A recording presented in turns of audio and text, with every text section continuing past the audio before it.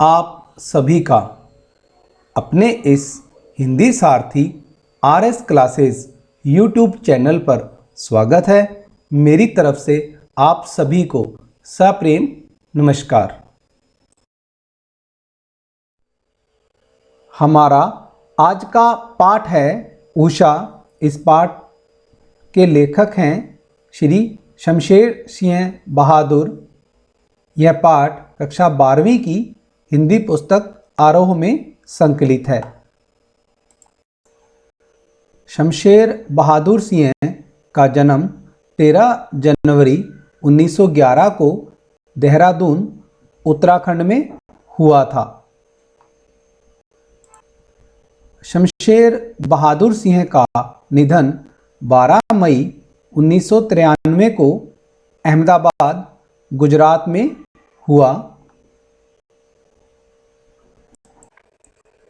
शमशेर बहादुर सिंह जन्म 13 जनवरी सन 1911 को देहरादून उत्तर प्रदेश अब उत्तराखंड में। प्रकाशित रचनाएं कुछ कविताएं, कुछ और कविताएं। चूका भी हूँ नहीं मैं इतने पास अपने, बात बोलेगी काल तुझसे होड़ है मेरी। उर्दू हिंदी कोश का संपादन। सम्मान साहित्य अकादमी तथा कबीर सम्मान सहित अनेक पुरस्कारों से सम्मानित। निधन सन 1993 अहमदाबाद में। तुमने धरती का पद्य पढ़ा है, उसकी सहजता प्राण है। खुद को उर्दू और हिंदी का दुआब मानने वाले शमशेर की कविता एक संधि स्थल पर खड़ी है। यह संधि एक और साहित्य, चित्रकला और संगीत की है तो दूसरी ओर मूर्तता और अमूर्तता की तथा इंद्रिय और इंद्रियतर की है। विचारों के स्तर पर प्रगतिशील और शिल्प के स्तर पर प्रयोगधर्मी कवि शमशेर की पहचान एक बिंबधर्मी कवि के रूप में है। उनकी यह बिंबधर्मिता शब्दों से रंग, रेखा, स्वर और कुची की अद्भुत कशीदाकारी का मादा रखती है। उनका चित्रकार मन कलाओं के बीच की दूरी को न केवल पाटता है बल्कि भाषातीत हो जाना चाहता है। उनकी मूल चिंता माध्यम का उपयोग करते हुए भी बंधन से परे जाने की है। ओ माध्यम, क्षमा करना कि मैं तुम्हारे पार जाना चाहता हूँ। कथा और शिल्प दोनों ही स्तरों पर उनकी कविता का मिजाज अलग है।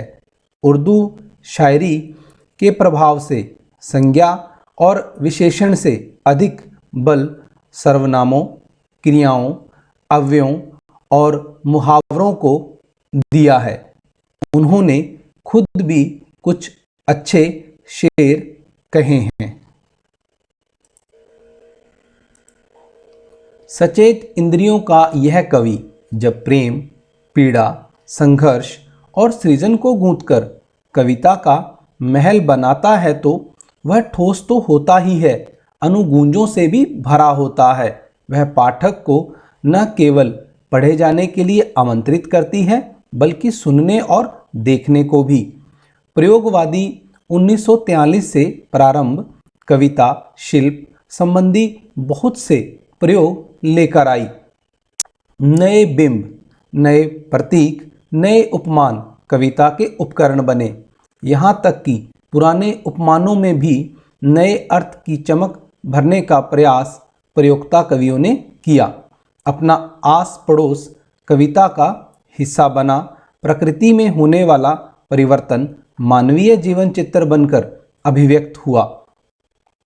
प्रस्तुत कविता उषा सूर्योदय के ठीक पहले के पल पल परिवर्तित प्रकृति का शब्द चित्र है। शमशेर ऐसे बिंब धर्मी कवि हैं जिन्होंने प्रकृति की गति को शब्दों में बांधने का अद्भुत प्रयास किया है। यह कविता भी इसका उदाहरण प्रस्तुत करती है। कवि भोर के आसमान का मूक दृष्टा नहीं है, वह भोर की आसमानी गति को धरती के जीवन भरे हलचल से जोड़ने वाला सृष्टा भी है। इसीलिए वह सूर्योदय के साथ एक जीवंत परिवेश की कल्पना करता है। जो गांव की सुबह से जुड़ता है, वहाँ सिल है, राख से लिपा हुआ चौका है और है स्लेट की कालीमा पर चाक से रंग मलते अदृश्य बच्चों के नन्हे हाथ। यह एक ऐसे दिन की शुरुआत है जहाँ रंग है, गति है और भविष्य की उजास है, और है हर कालीमा को चीरकर आने का एहसास कराती उषा। शमशेर बहादुर सिंह द्वारा रचित उषा कविता का भावार्थ इस प्रकार है कि प्रातः नभ था बहुत नीला शंख जैसे, भोर का नभ राख से लिपा हुआ चौका अभी गीला पड़ा है, बहुत काली सिल जरा से लाल केसर से की जैसे धुल गई हो, स्लेट पर या लाल खड़िया चाक मल दी हो किसी ने।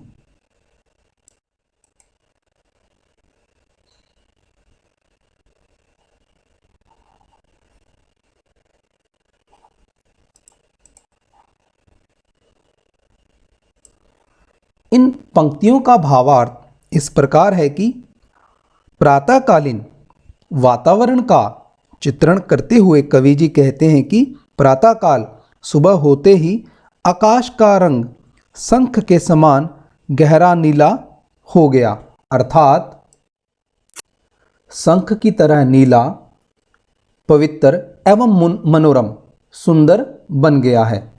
फिर भोर हुई तो आकाश में हल्की सी लाली बिखर गई तथा आसमान के वातावरण में कुछ नमी भी दिखाई देने लगती है।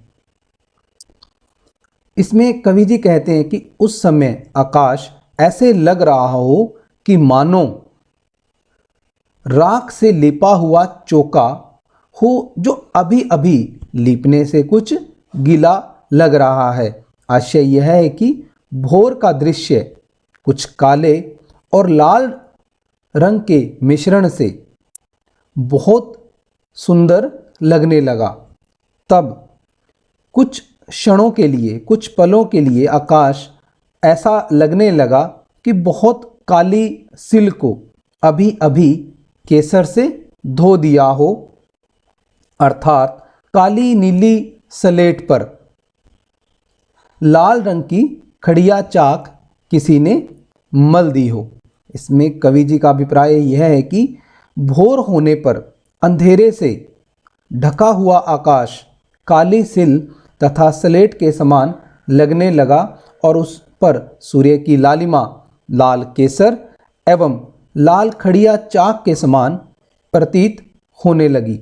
इससे उषा का आकाशीय परिवेश वातावरण बहुत अधिक सुंदर बन गया है। कवि जी के द्वारा नीला शंख जैसे राख से लिपा हुआ जरा से लाल केसर से, इन पंक्तियों में उपमा अलंकार का सुंदर चित्रण उन्होंने किया है। इन पंक्तियों के अंदर सिल एक संस्कृत निष्ठ शब्द है तथा चाक, स्लेट अंग्रेजी शब्दों का प्रयोग भी उन्होंने अपनी इस कविता में किया है।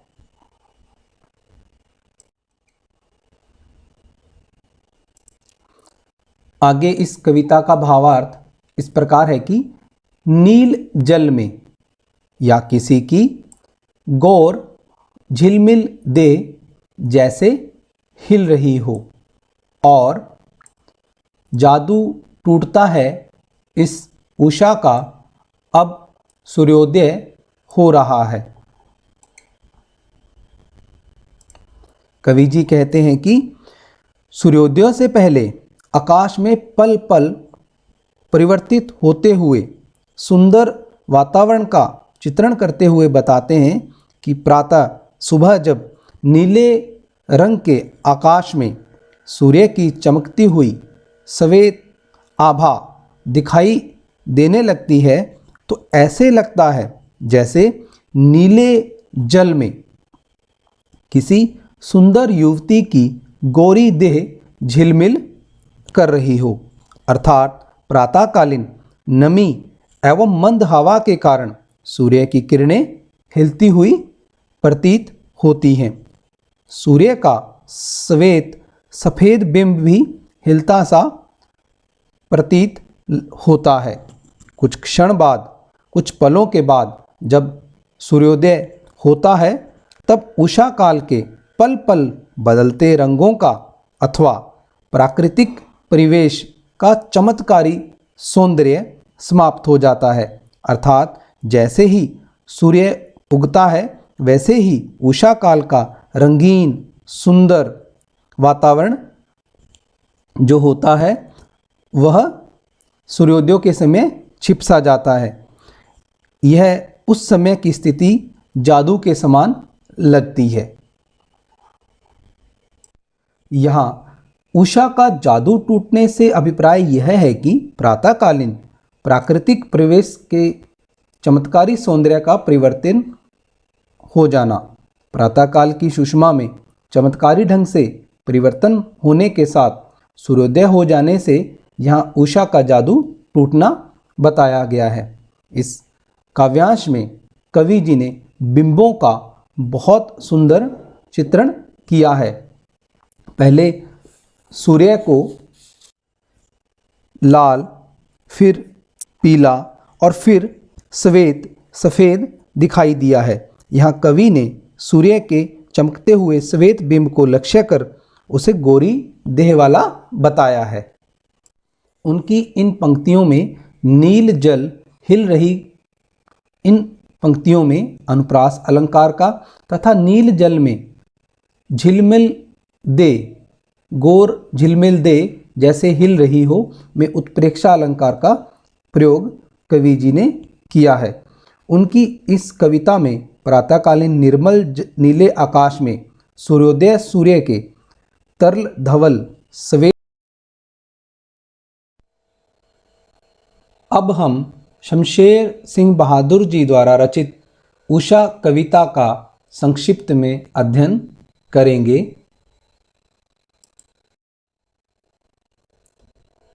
इस कविता में भोर के प्राकृतिक सौंदर्य का चित्रण नए उपमानों एवं बिंबों के प्रयोग से किया गया है। इसमें कवि ने प्रातःकालीन आकाश को राख से लिपा हुआ चौका, काली सिल से जरा लाल केसर से धुल गई कहकर नए उपमान दिए हैं। इसी तरह स्लेट या लाल खड़िया चाक का उपमान देकर और आकाश रूपी नीले जल में सूर्य के बिंब की छाया को सुंदर कल्पना की गई है। इससे प्राकृतिक सौंदर्य का चित्रण बहुत सुंदर बन गया है। उनकी इस उषा कविता में कवि जी ने सूर्योदय से ठीक पहले के प्राकृतिक सौंदर्य का चित्रण किया है। भोर होते ही आकाश में दृश्य परिवर्तन होने लगता है और प्रकृति पल पल बदलने लगती है। इससे आकाश और धरती के परिवेश में परिवर्तन होने लगता है।